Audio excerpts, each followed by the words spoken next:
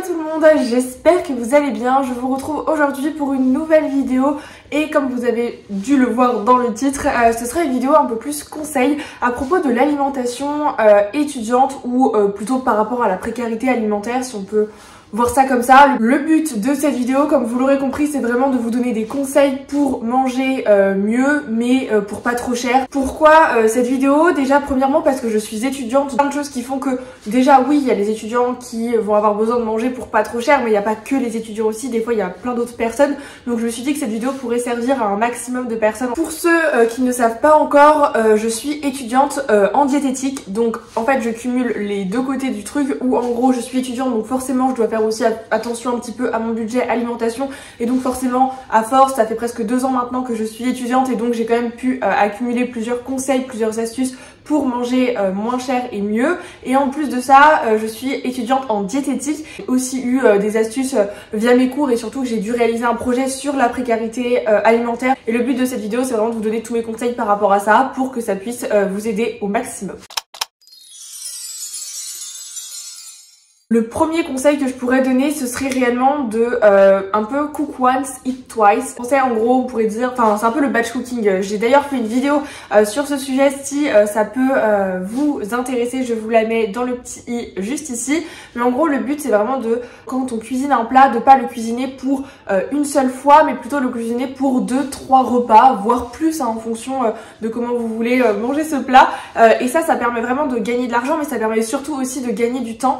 Et comme je le disais dans ma vidéo batch cooking, le fait de vous prenez un temps le week-end et vous cuisinez un plat en plus ou moins grande quantité pour 2-3 fois et en fait ça va vous durer aussi sur la semaine et en fait le fait de faire ça, ça coûte aussi moins cher que de faire plein de plats à chaque fois. Ensuite, j'ai plusieurs conseils à vous donner en ce qui concerne les courses. Déjà, ce qui peut être utile aussi de faire, c'est de créer une liste de courses à l'avance en fonction soit des recettes qu'on veut faire, soit en fonction bref, tout de ce qu'on a besoin et d'acheter, de vraiment se créer une liste de courses et de s'y tenir parce que des fois si on va aux courses, par exemple quand on a faim, et ben on va peut-être avoir tendance à acheter plus de choses ou si on n'a pas de liste, on se souvient pas vraiment et on peut acheter des choses qui sont pas vraiment utiles ou nécessaires. Donc vraiment le fait de faire une liste c'est hyper important et par la même occasion de ne pas aller faire ses courses quand on a faim. Faire une liste de courses, par exemple quand vous avez besoin de quelque chose, vous le notez sur votre téléphone. À l'heure actuelle c'est hyper facile, mais ça vous permet de pas vous éparpiller quand vous êtes aux courses et du coup de respecter beaucoup mieux votre budget. Quand vous êtes aux courses, faites attention aussi, des fois, c'est peut-être quelque chose que vous savez ou pas d'ailleurs, moi c'est ma maman qui me l'a toujours appris et je l'ai toujours fait et en vrai on voit la différence, c'est de regarder, au lieu de regarder le prix global par exemple du truc que vous voulez acheter, par exemple un paquet de gâteaux, je dis n'importe quoi, regardez le prix au kilo parce qu'en fait des fois selon la quantité qu'il va y avoir dans un paquet, on va avoir l'impression qu'un tel il est à 1 euro mais en fait il en a beaucoup moins qu'un truc qui est à 2 euros et le prix au kilo il va pas forcément être le même. Donc vraiment regardez le prix au kilo, vous savez souvent c'est écrit en petit, c'est un peu chiant, vous avez le prix normal et ensuite le prix au kilo ou le prix au litre si c'est des boissons et ça aide vraiment à limiter, enfin à éviter de se faire avoir sur certains trucs. Moi le nombre de fois où je me dis ah mais ça va être moins cher et en fait pas du tout parce que la contenance elle est pas la même, donc vraiment faites attention à ça parce que ça peut vous permettre d'économiser. Je voulais faire une petite aparté sur les étiquettes alimentaires, tant que je parlais au niveau des étiquettes de prix, etc. Ça n'a pas vraiment rapport avec la précarité alimentaire ou le fait de vous donner des astuces moins chères, mais je pense que c'est important de glisser dans cette vidéo aussi comment on lit une étiquette. Enfin nous on a eu des cours là-dessus et je trouve que c'est hyper intéressant. Sur une étiquette, vous avez toujours la liste d'ingrédients. La liste d'ingrédients elle est obligatoire, hein. Il y a des choses qui sont que les industriels et que les marques doivent mettre sur une étiquette, dont la liste d'ingrédients. Normalement, je pense que ça vous le savez, la liste d'ingrédients, le premier ingrédient c'est l'ingrédient qu'il y a en plus grande quantité et le dernier c'est celui qui est en plus petite quantité. C'est vraiment trié par ordre croissant comme ça. Ça peut des fois vous donner une indication sur la qualité du produit et plus la liste d'ingrédients est longue, plus ça veut dire que l'ingrédient va être transformé. Enfin ça dépend encore une fois quel type d'ingrédient ou quel type d'aliment ça c'est, mais des fois ça peut aussi être un indicateur de plus ou moins bonne qualité. Ensuite sur une étiquette vous avez le tableau nutritionnel. Il est toujours affiché, c'est obligatoire au moins pour 100 grammes et parfois pour une portion, ça dépend encore une fois l'aliment que vous achetez.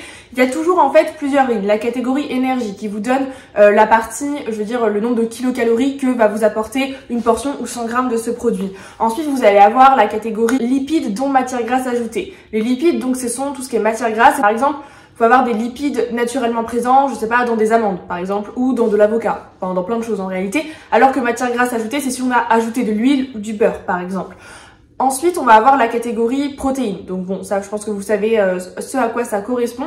Ensuite, vous allez avoir les glucides, dont sucre ajouté. Les glucides tout court, c'est vraiment tout ce qui correspond un peu au sucre, mais y compris les sucres complexes. Donc ça veut dire que ça englobe tous les sucres présents dans l'aliment. Par exemple, dans les pâtes, vous allez avoir beaucoup de glucides, environ entre 50 et 70 grammes de glucides pour 100 grammes. Et vous allez avoir le don sucre ajouté où normalement vous n'êtes pas censé en avoir trop. Par contre, pour un biscuit industriel, vous allez avoir du sucre ajouté et aussi un petit peu de glucides. Les glucides, ça correspond notamment à la farine ou à ce genre de choses contenues dans l'aliment. Donc vraiment, faites attention à ces deux lignes-là, en fait, c'est pas la même chose entre glucides et glucides dont sucre ajouté. Ensuite, vous avez aussi souvent le sel et parfois vous avez les vitamines ou d'autres valeurs en plus que la marque peut ajouter, mais ça c'est pas obligatoire. Ce qui est également obligatoire sur une étiquette, c'est la date de consommation, enfin la date limite de consommation.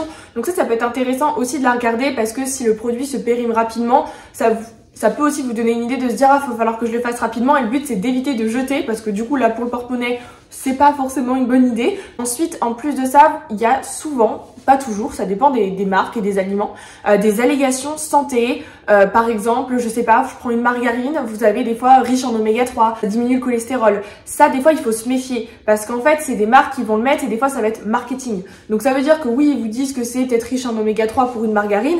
Certaines le sont réellement, mais des fois, il faut toujours se poser la question quant à toutes ces allégations santé qui peuvent être mises, ou toutes ces allégations aussi tout court qui peuvent être mises dessus, par exemple riche en vitamine C, etc. Parfois, il faut quand même se méfier que c'est pas toujours hyper fiable et c'est pas forcément des grandes quantités qui sont présentes dedans. Donc voilà. Et je pense que j'ai fait le tour sur les principales choses à savoir en tout cas concernant une étiquette alimentaire. Si d'ailleurs vous avez des questions concernant par exemple la lecture des étiquettes, etc., je pourrais peut-être vous faire une vidéo plus poussée parce que là je l'aborde de manière assez simplifiée et assez rapide dans cette vidéo, mais n'hésitez pas à me dire dans les commentaires si ce genre de contenu peut vous intéresser. Un autre conseil que je pourrais vous donner pour le coup pour limiter son budget lors des courses, ça c'est un truc, des fois on ne le sait pas toujours et moi je l'ai su cette année assez tard. En gros, des fois il y a certains supermarchés ou certaines enseignes qui vendent de la nourriture qui proposent des avantages étudiants. Par exemple, moi j'ai vu que Intermarché proposait un avantage de 10% sur, il y a plein de marques en fait, où du coup vous avez 10% à la fin sur votre ticket de caisse sur les marques, si vous avez pris les marques qui sont comptées dans le programme étudiant, et vous en avez quand même beaucoup, et 10% c'est quand même non négligeable en vrai sur l'année. C'est 10% qui sont mis sur la carte, mais c'est quand même très avantageux. Il suffit de s'inscrire, de remplir, de mettre un certificat de scolarité et une pièce d'identité je crois, et après ils vous le valident. Donc ça peut être bon à savoir, notamment si vous allez commencer vos études l'année prochaine. En plus de ça aussi, prendre les cartes fidélité des magasins, ça peut toujours aussi être intéressant, quand vous allez faire vos courses, même si c'est quelques euros qui vont être cagnotés sur votre carte, c'est pas énorme, mais cumulé sur du long terme, ça peut faire beaucoup et avoir un impact sur votre budget course. Donc voilà, faut vraiment se renseigner aussi sur les différents supermarchés, les différents avantages étudiants qu'il existe en termes d'alimentation, parce que des fois on les connaît juste pas. Donc je vous prends l'exemple d'Intermarché parce que moi je l'ai, mais je pense qu'il y en a peut-être un peu d'autres. Donc il faut vraiment se renseigner sur internet s'il y a des avantages, parce que ce serait bête de ne pas pouvoir en profiter. Et d'ailleurs, des fois, il y a des avantages aussi, là je vous parle d'avantages étudiants, mais je crois qu'il existe aussi des fois des avantages selon les enseignes pour les personnes qui ont un revenu en dessous de tant d'euros à l'année, et du coup il y a aussi des avantages qui peuvent être mis en place. Je sais pas si c'est encore d'actualité, donc j'ai pas envie de vous dire trop de bêtises, mais ça peut valoir le coup d'aller se renseigner. Bref, ensuite, un autre conseil que je pourrais vous donner, c'est par exemple au niveau des fruits et légumes. On sait tous que les fruits et légumes, c'est quelque chose qui peut coûter plus ou moins cher, ça dépend, et surtout les légumes et les fruits et légumes frais. Et si on veut manger équilibré, on sait très bien qu'il faut avoir des fruits et légumes dans notre alimentation. Ce que je pourrais vous recommander par rapport à ça, c'est de privilégier les légumes surgelés ou en conserve. Déjà, souvent ils vont être pour la plupart en partie préparés, donc déjà ça peut vous faire gagner du temps, notamment si vous êtes étudiant ou autre. Et en plus de ça, ils ont quand même des bonnes qualités nutritionnelles, et ça peut être intéressant aussi d'en avoir, et souvent ils peuvent être aussi moins chers et de saison. Donc voilà, à vous de comparer les prix. Il y a certains produits frais qui sont pas forcément très chers, mais des fois les produits en conserve ou surgelés restent un petit peu moins chers, donc ça peut valoir le coup aussi de se diriger vers ce type de produit là. Dans l'alimentation actuelle, on oublie souvent les produits comme les légumineuses, à savoir les pois chiches, les haricots rouges, les haricots blancs, les petits pois, je sais plus, enfin, vous voyez toute cette catégorie-là, les lentilles, de toutes sortes d'ailleurs. Tout ça, c'est ce qu'on appelle les légumineuses. Et tous ces produits-là, ils sont hyper intéressants nutritionnellement parlant parce que déjà, ils sont riches en fibres, en plus, ils sont riches en protéines. Et un autre avantage aussi, c'est qu'ils coûtent vraiment pas cher. Donc, que vous mangez de la viande ou que vous en mangez pas, ça peut être intéressant d'en acheter, que ce soit à faire cuire comme directement cru. Ça coûte vraiment pas cher, je vous assure. Et ça peut être, c'est un aliment aussi qui tient encore, donc ça peut être hyper intéressant. Et on peut faire plein de recettes avec. Et vous avez également directement tout prêt en conserve. Et ça, c'est pareil, ça coûte vraiment 3 fois rien. Et c'est vraiment très bon pour la santé. Ça vous permet aussi de vous faire plein de recettes différentes. Et c'est vraiment pas cher. Donc, des fois, on oublie un petit peu cette catégorie d'aliments. Et ça peut être hyper intéressant d'en consommer. Déjà, d'en consommer plus parce que c'est bon pour la santé. Mais en plus de ça, ça coûte moins cher aussi que des fois une part de viande. Donc, des fois, le fait de se dire, ok, je prends une fois un petit peu des légumineuses. Par exemple, 2-3 fois dans la semaine, je mange des légumineuses en guise de protéines plutôt que de la viande. Et ce qui est important aussi, si vous mangez pas de viande dans ce repas là, pour que les protéines des légumineuses soient le mieux absorbées, ce qui est important, c'est de les allier avec un féculent, par exemple riz, pâtes, quinoa, j'en sais rien quoi. Ça, c'est important pour que les protéines soient bien complètes et bien absorbées dans notre organisme. Autre chose qui se développe de plus en plus ces dernières années et qui est très cool, ce sont tout ce qui est panier anti-gaspi et toutes les choses qui sont mises en place anti-gaspillage. Dans les supermarchés, tout ce qui est panier anti-gaspi, souvent c'est pas très cher. Alors des fois c'est des légumes qui sont juste moches et donc ça en vrai on s'en fiche. Des fois c'est des légumes qui sont un petit peu abîmés mais en vrai on peut quand même faire plein de recettes et ça coûte beaucoup moins cher. Donc ça peut être aussi intéressant de regarder si dans votre supermarché il y a des paniers anti-gaspi parce que souvent c'est quand même des bonnes affaires et on peut quand même gagner quelques euros sur le prix initial. Donc ça peut être intéressant de s'y pencher. Et en parlant d'anti-gaspi, je voulais également vous parler de plein d'applications qui pourraient vous être utiles pour manger mieux et pas trop cher. Et du coup, pour faire le lien avec l'anti-gaspi, il y a des applications qui se développent de plus en plus. Par exemple, Too Good To Go, où vous récupérez un panier, ça coûte vraiment pas cher. Par exemple, à la boulangerie, et ça vous revient beaucoup moins cher et vous avez plein de choses. Que ce soit également aussi dans les supermarchés, les magasins bio, et c'est vraiment pas très cher pour récupérer des fois des fruits et légumes frais ou d'ailleurs plein d'autres choses. Donc vraiment renseignez-vous sur l'application parce que il y a vraiment beaucoup de choses, surtout si vous êtes en ville, mais souvent quand on est étudiant, on vit dans une grande ville. Après il y a d'autres applications qui existent un peu de ce même genre. Il y a Phoenix aussi que je connais qui marche aussi un peu sur le même principe que Too Good To Go. Vous avez en autre application que je pourrais vous conseiller pour vous aider, vous avez Yuka qui peut vous donner une indication sur la qualité du produit.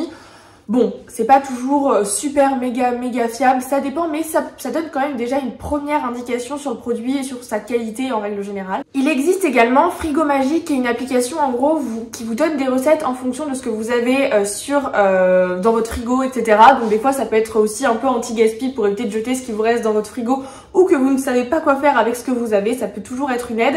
Vous avez également aussi l'application Joe qui peut aussi être utile pour vous aider à trouver des recettes et à vous faire des listes de courses. Et enfin, par exemple, plutôt pour acheter tout ce qui est du matériel de cuisine, ce genre de choses à plus bas prix, vous pouvez vous tourner vers des plateformes comme Le Bon Coin ou Emmaüs qui peuvent aussi vendre, par exemple, je sais pas, des moules à gâteaux, ce genre de choses moins chères. Ça peut toujours aussi être intéressant parce qu'au-delà de l'alimentation, des fois, avoir de quoi cuisiner, c'est également pratique.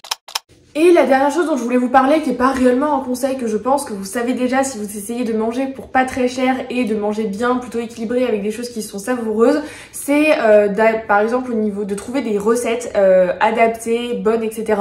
Ça, pour le coup, vous pouvez, il existe pas mal de livres, vous allez à Cultura, à la Fnac, etc. Vous trouvez des livres des fois pas très chers, des petits livres ou des plus gros livres si vous souhaitez un plus gros livre, qui vous donnent plein de recettes des fois pas très chères, adaptées. Donc ça peut valoir le coup des fois d'y jeter un œil. Vous avez également aussi à l'heure actuelle, on a quand même la chance d'avoir les réseaux sociaux, que ce soit TikTok, Instagram, où vous pouvez facilement trouver des recettes pas chères, même YouTube d'ailleurs, voilà, où vous pouvez vraiment des fois trouver des idées, des choses pas chères.